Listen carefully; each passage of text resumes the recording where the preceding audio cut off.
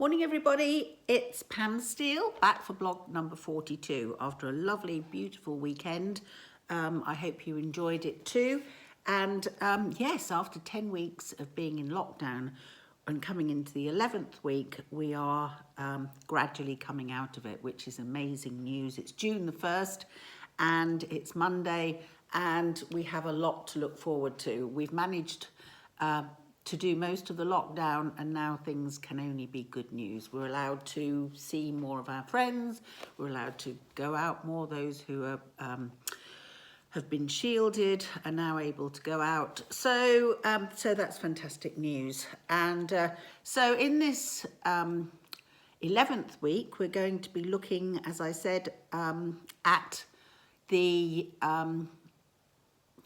at what our goals have been. So I hope you've noted down over your period of time that you've been listening to the blogs. I hope you've noted down the various goals or resolutions you might have for whether it's carrying on things that you liked about lockdown, or whether it's having goals, or like me, it's about saying, whoop, put on a little bit of weight, maybe I should get back a bit more to my healthy eating routine.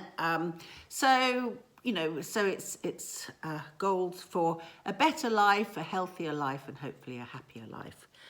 So do you remember before we did the review that we talked about SMART approach to getting our goals done and successfully? So do you remember that was specific, measurable, attainable, realistic, and time-bound? So I want to go through that again, just to sort of impress upon you, and I'd like you to think about your goals whilst I'm going through this. I am going to use the example of me losing some weight. As you can see, I'm bursting out of my dress, and I'm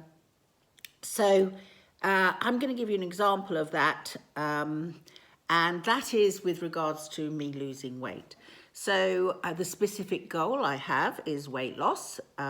It's measurable. I want to lose 7 kilograms, which is probably pretty well what I've put on during the lockdown period. I want it to be attainable, and I know I've done it before. I've been able to lose that amount, so I know it is both achievable and realistic, because that was the other one. And then time bound. I'm going to give myself a month to do it.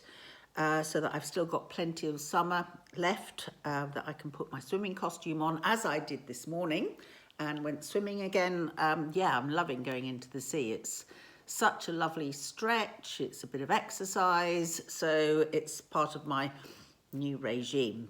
So I believe that this particular goal of mine is SMART, and I hope that you can apply that to your goals.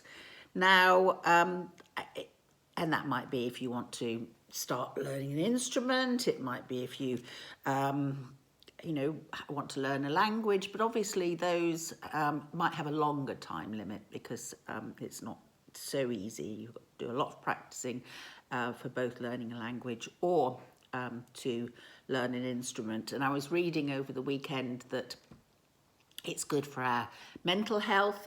It's good to stop us getting dementia or any of those things. As much mental exercise is as important as a lot of physical exercise.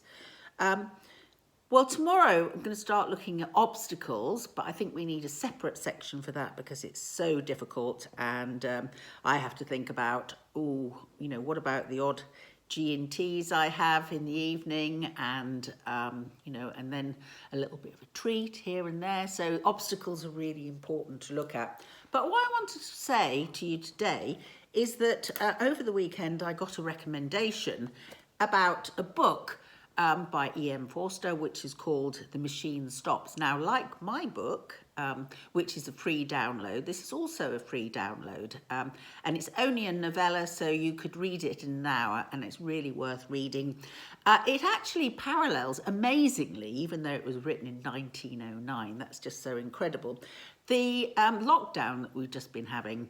And it talks about the machine, and in a way, like last week in the spiritual chapter we talked about, the machine that they talk about is actually very similar to our internet, and even the possibility that we might revere it like a god.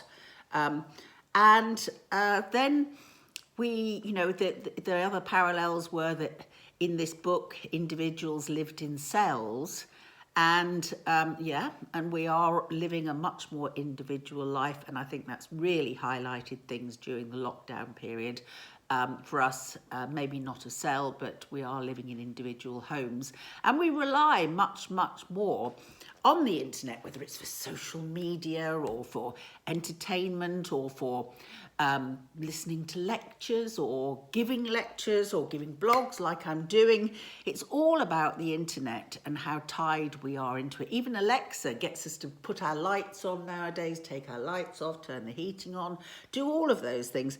So, there's an anxiety around nowadays. How many people have experienced like, oh my God, the internet's not working. What am I going to do? What am I going to do? We had an example, terrible example really, but an example last week where my niece had an online exam and the internet went down 5 minutes beforehand. Now she was going absolutely crazy about that. Fortunately, they managed to give her another time slot and she did very well.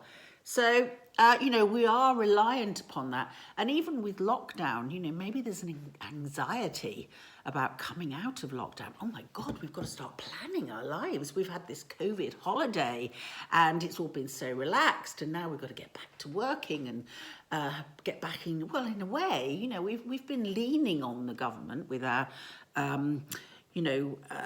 with our getting our, what do they call it? The furloughing and not having to pay mortgages or rent. It's been like a sort of a responsibility holiday.